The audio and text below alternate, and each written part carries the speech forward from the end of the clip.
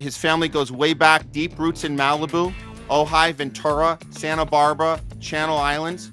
He's very familiar with the DEWs, and he has firsthand accounting of all of the anomalies of the Malibu and Woodsley fires. He's been studying these for years. And so we're very lucky to be joined today by our friend LEO TUMAMAIT. I hope I pronounced that right. Welcome to the show, LEO. Hey there, Matt. Hey, Craig. What's up, buddy? Welcome to the Homeless Left, LEO. Thank you for reaching out about your knowledge and expertise in this. And I know, and I want to be very clear with the viewers, you reached out to us before the fires. These fires we're dealing with right now in real time. You reached out to us, I think it was around Christmas, right before New Year's. We said we want to have a discussion about the state of California, the state of this particular Southern California, and the things that you maybe anticipated at that time. And I said, oh, hey, let's set this up right after New Year's. We'll have you come on, we'll talk about it, this discussion about what California is doing wrong, what Gavin Newsom's doing wrong, seemingly on purpose. And you wanted to have that conversation before all this happened. Now here we are, and I hate to start the interview with I told you so to anybody who did not believe that we could see this coming.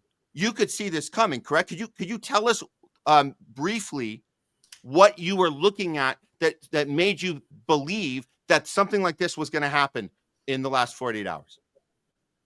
Well, I'm always looking for people that want to talk about this topic, and that's really, really hard to do. So to find people that have written a book about it, that are having that discussion, I've been talking to people for a long time about it, just to deaf ears. They don't want to hear it. I mean, I've gotten crap just today for even bringing up the show to people, that I've known for a long time. And by no means am I here to berate people that have lost everything. My wife, her mother lost her place. Her boyfriend of 30, 40 years lost his place. I'm directly connected to it. So in no way am I trying to berate anybody or make them feel bad. I just want, if we talk about this in real time, we might actually get a little bit closer to something, because I've been talking about this after the fact all the time. And before it, we saw these fires in just happened in Malibu recently, and no structures burned, but anomalies were happening. Windstorms, all these crazy things. And then, and I just thought, in my personal belief, that since no structures, but you had anomalies, that it was maybe to justify that fire season just happens all the time, and it doesn't. I grew up out in the woods, so this might be really hard for people from LA to hear, but natural fires don't do this stuff. And if you think that they do, then you need to spend more time in nature, because people in LA have a hard time with nature. Go talk to a surfer. Go ask them if this happens, because they're out in water all the time. They're going to be a little bit more grounded about this kind of stuff. I grew up out in the forest fires everywhere. Never heard of a wildfire until just recently. But then again, you go study wildfires and go down the road at how fast the wind blows and those things, and you'll come up with different answers than if you go Google or talk to ChatGPT about wild or forest fires. You're going to get two sets of answers that are totally different. Well, they're talking about two different kinds of fires. The language is different. The meanings change. Change the language, change the meaning. So I reached out because I saw somebody had written a book about this, and I wanted to talk to them directly, because the resources on this stuff is really small. Nobody wants to talk about it. Yeah. Okay. Well, look, if people haven't seen the overhead picture just yet, I'm gonna grab this, and you sent us some pictures too. We're gonna get to that in a little bit here, but this is what was going around on Twitter here. Because we got two different fires. This is the Palisades. This is the one right now. You can see the trees still intact. Now look at this next one. This is also from a fire where the trees are intact and all the places are destroyed. That's I think this one is from I'm sorry, I mixed them up. I apologize. This is Palisades 2025. I'm gonna go back to the previous one. This is from 2018 in Paradise. So could you explain to us what is happening and why these similar pictures and why this doesn't look like normal fires? Because we're looking right at this. This is the one, again, from 2018. This is from right now in the Palisades. Well, if you watch mainstream media, what you're going to hear is embers. They're going to explain everything. You have stupid language like embers, you know, they explain away everything with the word embers, which is insane. You know, and I've seen the only explanation I've ever seen on TV of the embers is an infographic that they created to like a cartoon to explain how embers, fly through the air and grab onto the eaves of buildings and start burning them down that way. And then they'll sidestep and in the same sentence say how it's the brush the brush is too dry or whatever. But then you see all these trees everywhere. And here's the funny thing. Well, it's not so funny, but like to me, you look at it and you realize that every single house looks exactly the same. I walked on 130 sites in Malibu. I didn't see one toilet, one granite countertop. Everything had been dustified, turned to just dust. And if you read books from Judy Woods, you know, she was covered 9/11. She wrote a book and did lectures on where did the towers go. Have you ever heard of her? And I think she got threatened because she disappeared really quick. Not dead or anything. She didn't die. She just stopped doing lectures, stopped talking about it. But anyway, she described dustification. So go watch her lectures, and she can describe some of this technology to you with the dustifications of everything. Because her central argument was, where did the structure go? There's not enough debris to justify the size of the tower. So that being said, you look at here, and all you see is dust. You don't see anything. No, even metal structures, they're all twisted steel, but you don't see pots, pans. I didn't see any of that stuff. And I found in Malibu, I found a stack of records. The only thing that I could ever justify this with, this ideal, I found a stack of records. See, I went on to Malibu already knowing all this stuff. So I saw a stack of records that were all solid dust. And I donned and put on all my equipment, went in there, and I was able to peel the records apart and look at the titles, and you could see a record that said Jimi Hendrix or whatever. So none of that burned. Like vinyl melts if you leave it out in the sun. I have a lot of it. But I was able to peel those apart and clap my hands together and turn the whole thing to dust. So it was frozen in dust, these records. And I took a video of it, and that video disappeared off my phone. So within a week. So this is like, yeah. And I even showed it to my wife. I showed it to my mother-in-law. I showed it to a lot of different people. And they just couldn't believe it. They kind of did not, like, they didn't even want to think about what that might imply. Yeah. But then it disappeared, and I haven't seen it since. All my January 6 footage, by the way. I didn't mean to interrupt you, Leo, just to reinforce what he's saying. All my January 6 footage disappeared off my phone, gone. So I know what it's like. They can remove it from the inside out. I didn't want to interrupt you, but I want to just reinforce what you're saying. I believe you, Leo. Yeah, and we believe you too. I'm gonna piggyback and then get it back to you, Leo. Go ahead. We believe you too because we went to Lahaina.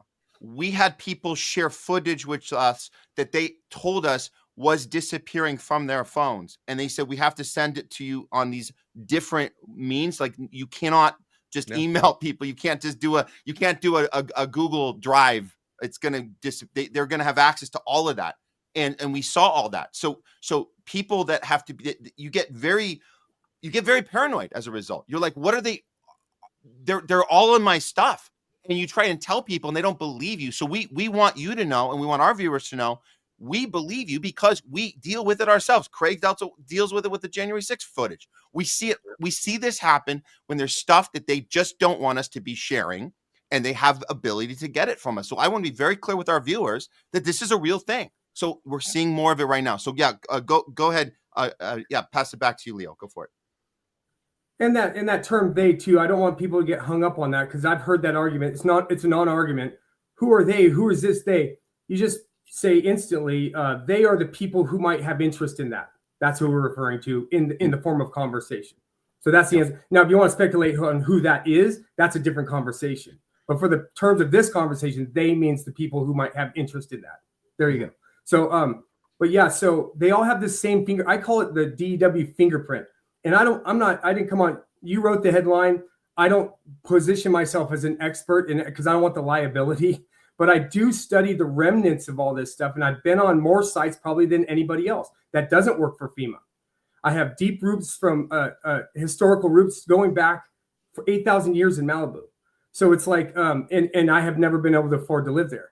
So it's like, but at the same time, so I can see this kind of, it's not just intuition, it's intuition that which is defined as the quick realization of truth. It's the intuition that drives me to go read documents, to go read patents. I don't just reject things at face value. So when I go onto these things, I see these as a fingerprint. There's fingerprints that these weapons, whatever these things are, they leave these fingerprints. Just like I sent, one of our family members sent us a picture of the smoke over the trailer park in Palisades Bowl. And my wife already knows to look for these fingerprints because she's so versed in this stuff. I was on the computer doing something else, and she had zoomed in on the smoke there because she saw a ribbon in the smoke, this weird, crazy white ribbon. And so she zoomed in on it, and she found fishbone frequency waves in the smoke. That would be a fingerprint, because what else would cause that? If anybody has any idea on what that was, I'm all ears. So if you we zoom have it way, right here. If you zoom way in on that, you can see frequency waves in there. I mean, you have to get real close, real close. Yeah, I don't know. Let me see if I can. I don't know if it translates to the computer, but I mean, we did it on the phone. You could get real close, and you see this fishbone scaling like you see in the chem clouds. Sometimes you're like, where did those come from? And by the way, if you don't know anything about frequency weapons or frequency, go buy a $10 book that's like 60 pages long and verse yourself on HARP, and then you can get into WSR 88Ds, which are land-based individual versions of HARP that double as a Doppler machine. So you could read all about that kind of stuff from NextRad, but you got to start little to understand how the technology works. Okay, so I'm looking right now at I can see there's this fishbone figure there. What can you be clear? What is that? What are you suggesting that is coming from? What is that? That's a ribbon. Like it looks like a ribbon. It looks like a vortex kind of. But when you zoom way in on it, and I don't know if your computer can do it, but on the phone we could. You zoom way in on it. I mean, as close as you can get to it, as close as you can zoom, and you will see these tiny little ripples in there, in the smoke. You know, what is causing those ripples in the smoke? Well, when you read about HARP, you understand that HARP and these NextRads, like a microwave transmitter, causes things, particulates, to be able to ripple like that. That's why you see fish bones in the clouds and stuff. And there's hours and hours and hours of videos and even volumes of books describing how you could do that. It's like when you see those machines that are frequency machines with the salt on them, you change the frequency and the salt will jump and change shape and do all that different stuff with the different frequencies. That's what I'm talking about when I'm talking about lines in there. How did the smoke get those patterns in it? If somebody can describe that to me, I'm all ears. But you show me how to do that, and I'll show you microwave technology, because I can show you how that happens. So let's assume that the technology exists. They have the means to do this. They've done it before. They're doing it again. What is the intention of them doing this to specifically Southern California right now in all these different fires? We showed our viewers earlier in the show all the different fires that popped up. This kind of the targeted attack all around LA. What is the game here? What is the end game? What do you speculate that is, or what the why behind it is what I'm asking? Well, that's the $64,000 question. I mean, we can only speculate. I would think that it's Reorganize California, because when you look at Agenda 2030, you look at Agenda 2030, the FEMA camps and all that stuff that was been put up, that's all a matter of record. When I was talking about it, people called me crazy, but they were building it in real time. So it's like, and all you do is just read their documents. So just passing information along. I'm just like, kind of a mess, just passing information along. But I would say to Reorganize California, and specifically LA, but we saw these fires. Okay, so here's a good instance, like the Santa Rosa fire. When that happened, that's called the Tubbs fire, if anybody wants to look it up. And Deborah Tavares was kind of a whistleblower on that with the emails that she figured out with PG&E, that she got on an email thread with them, questioning them, and in the process of that got added to an email chain that was secret, like that she wasn't supposed to be on. And so you could research Deborah Tavares, but anyway, in those email campaigns or whatever that was, And she found out that PG&E wasn't a public service. It was a privately owned company. And that was huge because when they sunk PG&E, it was a private company sinking its own thing as a fall guy. That's what she found out. That was huge because she realized that the city of Santa Rosa rejected the smart meters. They were the first town in the United States to reject the smart meters. They voted it out because they were on the block to get those first, and they voted it out. And 2 months later, I'm paraphrasing. Correct me if I'm wrong. It could be 3 or 4 months or 1 month. I can't remember what the months, but soon after that, Santa Rosa burnt to the ground. All right, let's digress of different reasons on why you would do this. Okay, go ahead. Let's digress for a second. We shouldn't go to the why. Let's stick on the what first, because I think we haven't dove into the what yet. You made a statement. You said weapons, right? And I'm still trying to get my Lahaina video released. And in my last one, I talked to a lady who talked about HARP, who talked about direct energy weapons, and I talked to people over there who believed in geoengineering as a part of the whole package with the winds. Dane Wigginton has been on my show before. We talked to people. I met people on the other side of the island in Hana who talked about a laser. And, lasers are up there in the mountains over right by Maui. I mean, they have a lot of, and some people had said that the laser that was in Maui was some of the technology they were using to sell to Israel as far as the Iron Dome. So we know that a lot of this stuff exists. We understand what happened in HARP. I mean, the craziness in HARP in Turkey, the way the embassies pulled out the day before that earthquake or 2 days before, everybody left the 10 embassies. But I think there's more to it. And I've had some history back in California with going after, PG&E, maybe being the fall person. But it seems like there's more than just one thing taking place. Like, I never try to talk about the what because I don't know exactly what. I talk about the failed response from the government itself. I talk about the failed mentality of sorts of listening to environmentalists instead of listening to people who know and have knowledge like yourself about fires, right? This whole let's just leave everything there and not clean up the burnt wood and let it create a tinderbox situation. It seems to me, and especially with the work I've done in Lahaina, they had water diversion for years to Lahaina. Lahaina was the greenest place around. And then eventually it became one of the brownest places around because they were diverting waters to golf courses and nice areas. What I'm trying to say is that it's just more than one thing. Would you agree that it's more than just a possibility of an energy weapon? It's maybe an energy weapon, geoengineering, neglect listening to environmentalists to let that place turn into a tinderbox. I mean, I know that Donald Trump got made fun of. And I don't want to – Donald Trump wasn't the first one to say that we need controlled burns in California. I mean, Gavin Newsom exaggerated to the tune of 700% more controlled burns than they actually had data for. And I think that's one of the worst things they can do. I know a lot of people want to say it's woke policies, but I look at it as old school mafia embezzlement. Like, I'm going to take all this money from the state, I'm going to give it to my friends, no bid contracts, I'm going to exaggerate the work we're doing, we're going to pocket it all. Can you say that it's more than just one thing that actually happens to these, that happens to create these fires and to control them or move them wherever they want to move them? In other words, it's more than just HARP, isn't it? Yeah, I mean, I do think, yes, I think there's multiple things going on. But as far, and there might even be multiple contractors that have this technology, because I look at this as a contractor thing, which a lot of people don't even say. So I look at this as like, you have a ditch witch and then somebody wants to put in a ditch. They don't want to use shovels. They want to use your ditch witch. Well, you own the ditch witch, so you hire it out to them. And covertly they say, all these people in all these trailers, they're collecting all this money. We want this land back. And then they hire somebody out and they go and take all the trailers back. So some of this is land grab.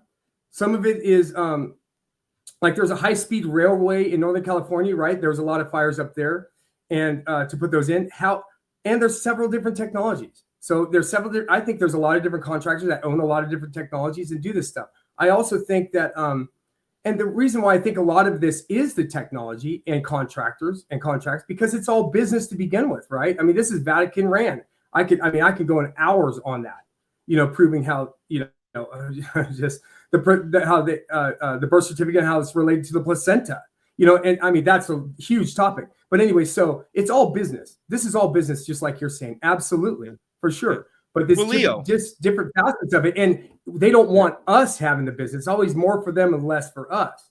If you actually look at the trend, that's what it is. So they might be arguing over this stuff. Again, people that would have interest in this might actually be arguing over stuff, but it's never in our favor. So what difference would that make?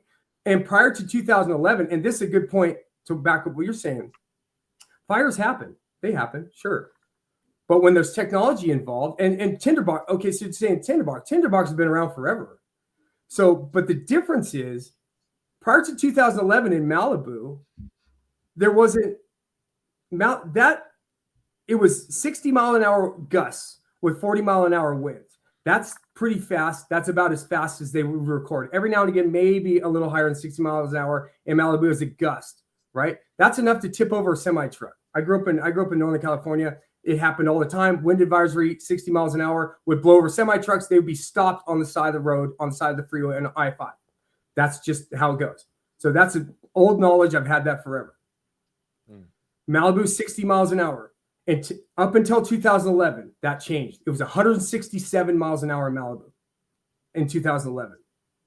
Those are wind events, not windstorms. Prior to 2011, there were windstorms that would get up to 60 miles an hour. So yes and no, because you have a tinderbox, sure, and they could desiccate with chemtrails, whatever that stuff is, to desiccate things out to make it worse. But we're talking fires that move down into town as opposed to fires to just burn up forests. These are different. Wildfires burn up towns and houses. Forest fires burn up forests. These are two different things that we're talking about. So yes and no at the same time to what you're saying.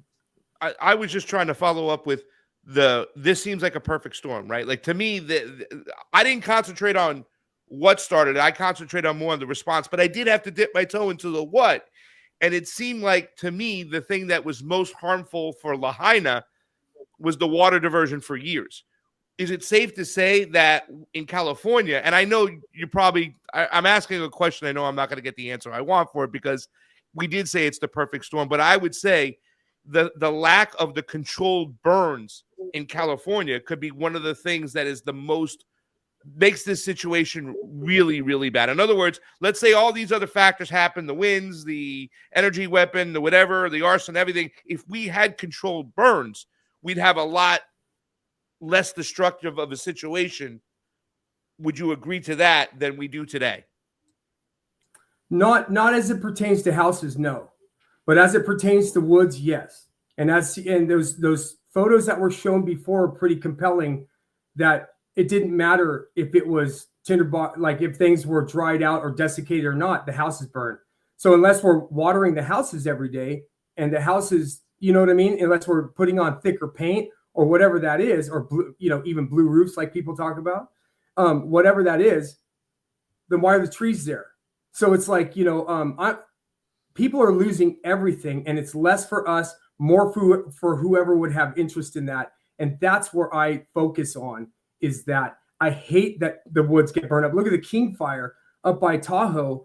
There was the biggest fire in history, and I don't doubt that there was technology involved in that. Maybe that was a testing ground for that, but that was where technology might have met tinderbox conditions in desiccated areas that absolutely could have been cleaned up.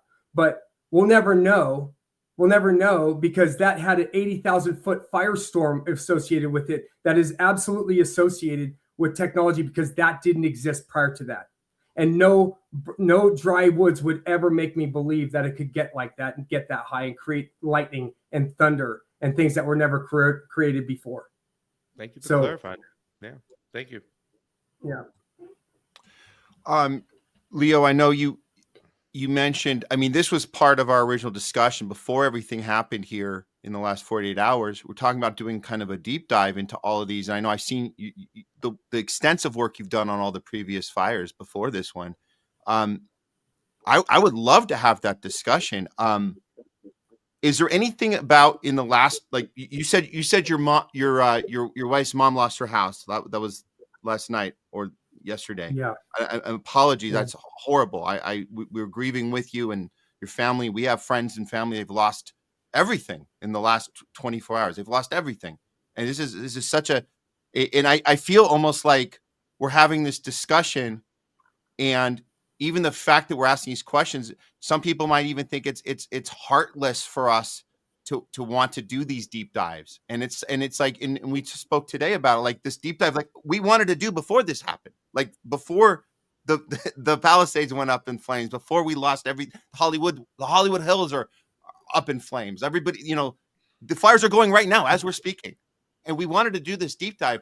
I guess I have more of like a philosophical question for you, but do you think that there's a timing issue of when we're allowed to do this? Like, or do you think now is the time? Like we talked about doing this deep dive, and I want to have another conversation with you in the future where we can actually go through each of these. I want to see how these all connect throughout the last 10, 15 years that you have all this evidence on. I want to go through it.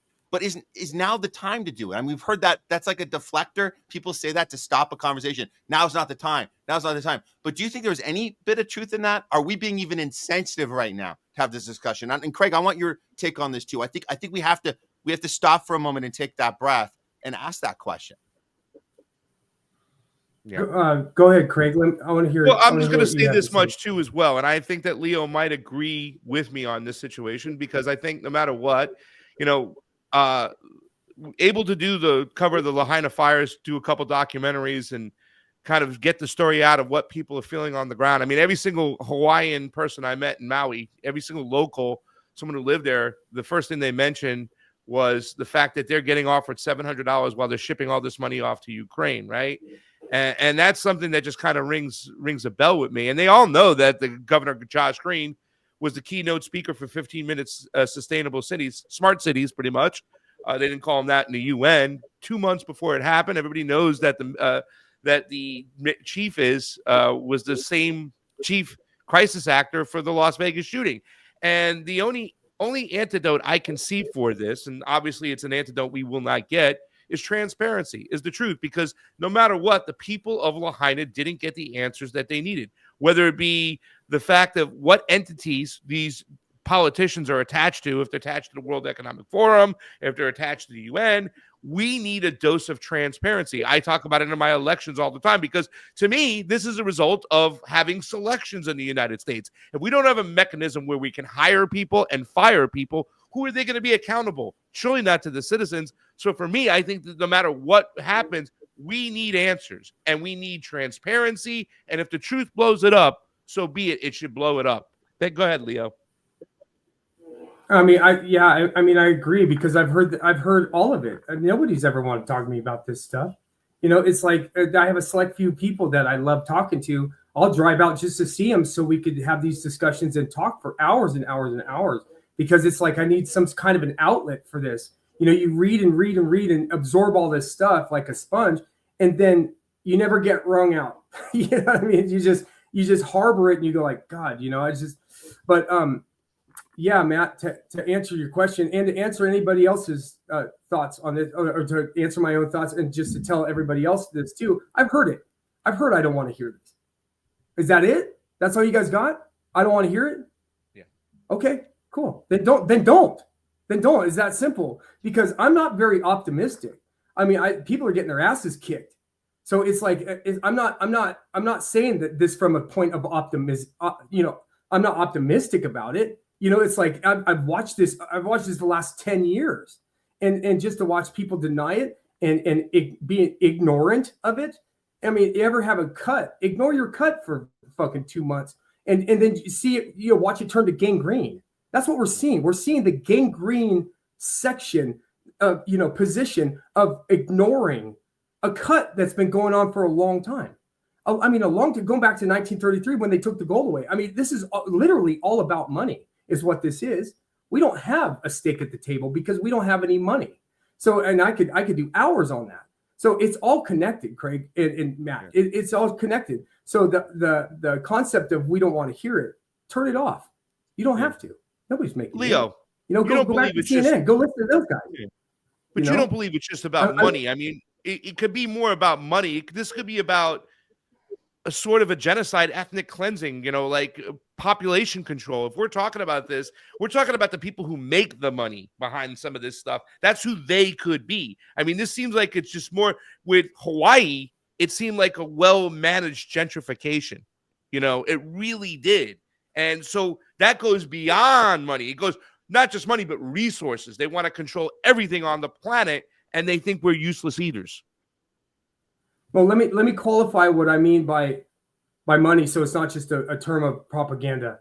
What I mean by money is that we don't have private transactions. That's what I mean about money, not corporations trying to gain money by gaining land, or it's less for us, more for them. When I say money, I mean that we don't have a stake. We don't have a stake because we don't have private transactions. We don't have any sovereignty at all, and that was taken away with FDR in 1933 when they took the gold away. That's what I mean about that. We don't have election. We don't have a republic anymore since Lincoln and the civil conflict, calling itself a war. So it's like that. It goes way deeper than that. I know what you're saying, because I say that all the time. People go, well, follow the money trail. Yeah, you could get somewhere with that. I don't doubt that. But that's not what I'm talking about when I say money. So let me just qualify that, Matt. I absolutely, in other words, I agree with you, Craig. Yeah. Gotcha. Yeah. Well, Leo, I'd love to have that deep dive with you, and we certainly want to schedule that with you another time. Is there some advice you could give right now to people that are maybe waking up for the first time and they're seeing like around them, like nothing really makes sense to them? Like where would you tell them to start as far as, asking those questions? Like or actually, let me back up. Where did you start? Where did you first notice that this was something that needed to be looked into? And then, and again, what would you tell people right now that are seeing the stuff not lining up? Where do they begin to try and get these answers? I would say to begin by getting out of your own way, because, and you could say that about anything, get out of your own way. Look at those pictures. Just look at the pictures. These pictures speak for themselves. You look at the language. Just listen to the language. Look at these reporters on CNN. Watch it with open eyes and just go like, wow, they're walking next to all these burnt cars. Why are these trees still there? Why are all these houses on fire? You have offshore winds of 100 miles an hour, supposedly, that had never, go research that. You'll find that that's never happened. We were talking about a video earlier. Gavin Newsom came out. Listen to what he's saying. He did 3 minutes on the beach at Will Rogers Beach right after all this stuff happened. And he was saying, if you listen to just what he's saying, he said, last Sunday, this is why we have pre-positioned personnel sent Sunday out here in anticipation of this wind event. Then go to the definition of event.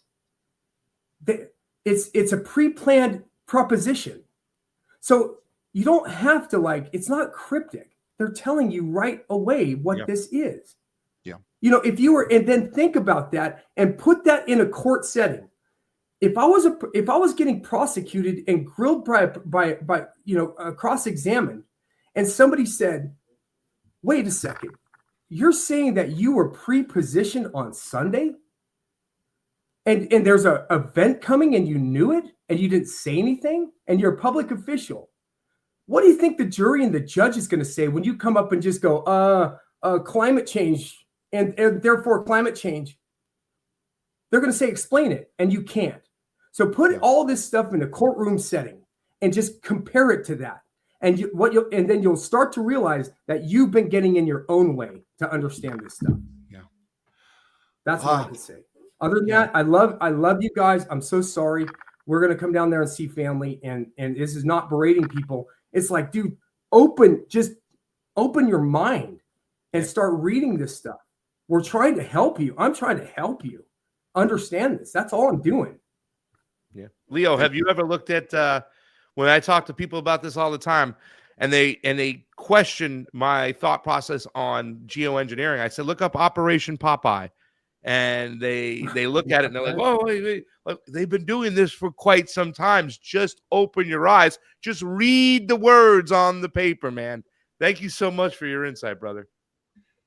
Right on, guys. You guys are awesome. Thanks for having me. Come on Absolutely. again soon, though. Yeah. Thank you so Thanks, much, brother. Leo. Yeah. Leo, thank you. Tumamaiit. Thank you so much. And I'm You'll gonna get get it your by name right next next week. time we have you on. We're gonna Yeah, go guys. through the whole deep dive, man. Thank you so much being a champion warrior for the people. We need more people like you speaking truth to power, because that's what we're about here at the Homeless Love. Thank you so much again, Leo. Okay. Thanks, man. Thanks, guys. Thanks, Craig. Later, buddy.